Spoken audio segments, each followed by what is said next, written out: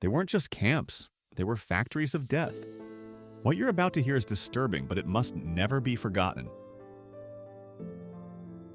Welcome to Facts Done Quick, where the truth comes first, no matter how dark. Today, we're uncovering 10 harrowing facts about the Nazi Germany death camps, places where industrialized murder became a chilling reality. Fact number 1. Auschwitz wasn't just one camp. Most people think Auschwitz was a single camp. In fact, it was a complex of over 40 subcamps, including Auschwitz I, which was the original, Auschwitz II-Birkenau, the main death camp, and Auschwitz III Monowitz, which was focused on slave labor for companies like IG Farben. Birkenau alone had 4 gas chambers, capable of killing up to 6,000 people per day. Fact number 2. The gas chambers were designed for mass efficiency. The Nazis used Zyklon B, a cyanide-based pesticide, to murder victims in gas chambers. At Auschwitz, once victims were locked inside, Zyklon B pellets were dropped in from above. It took only 10 to 20 minutes to kill hundreds at once. The design prioritized speed and concealment, proof of how systematic the genocide was. Fact number 3. Treblinka had almost no survivors. Unlike Auschwitz, Treblinka was purely an extermination camp. Its sole function was murder.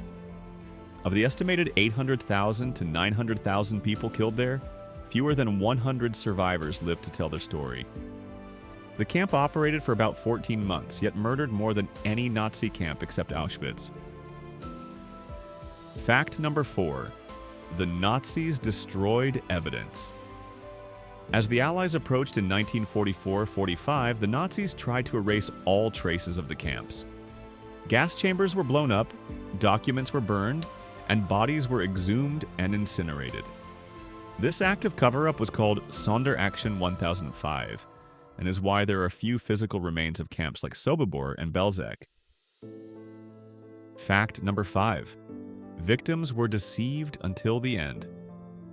In many camps, victims were told they were going for a shower or delousing before being led into gas chambers. Some chambers were even fitted with fake shower heads to complete the illusion. This deception helped to prevent panic and resistance. Fact number 6. Sonderkommandos were forced to help. The Sonderkommandos were usually Jewish prisoners forced, for example, to dispose of corpses after gassings. They had no choice and were often killed every few months to silence them. Some left secret written testimonies, buried near crematoria. These notes were later found and are now critical historical records. Fact number 7. Mass murder was industrialized. The Nazis applied assembly line principles to extermination. From arrival on trains to selection lines to gassing and cremation, the process was horrifyingly methodical. At peak capacity, Auschwitz could cremate about 6,000 bodies per day in its crematoria, not counting open-air burnings. Fact number 8. Medical experiments were conducted on prisoners. Some camps, especially Auschwitz, served as sites for inhumane experiments. Nazi doctors like Joseph Mengele performed surgeries without anesthesia, tested hypothermia limits, and conducted genetic experiments on twins. Thousands died in these experiments. None gave consent. Fact number 9. Not all camps were in Germany. While Nazi Germany was the architect, most death camps were located in occupied Poland, including Belzec, Sobibor, Treblinka, and Majdanek. This was strategic. The Nazis placed camps away from German citizens' view and in territories with large Jewish populations. This is the reason why a lot of camps were created in Poland, as country was very open for Jewish people. It is very harmful when, by unawareness or on purpose, somebody calls them Polish death camps. Let's make things clear. Those were Nazi Germany death camps.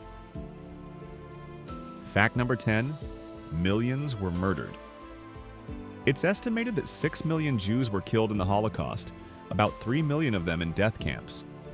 But the victims also included gypsies, disabled people, Poles, Soviet POWs, Jehovah's Witnesses, and LGBTQ+ individuals. The death camps were part of the final solution, a plan to wipe out entire populations. We owe it to history and to the victims to speak the truth. If this video helped you understand more about what happened, please subscribe to our channel for more verified and educational content, and leave a comment. What should we cover next?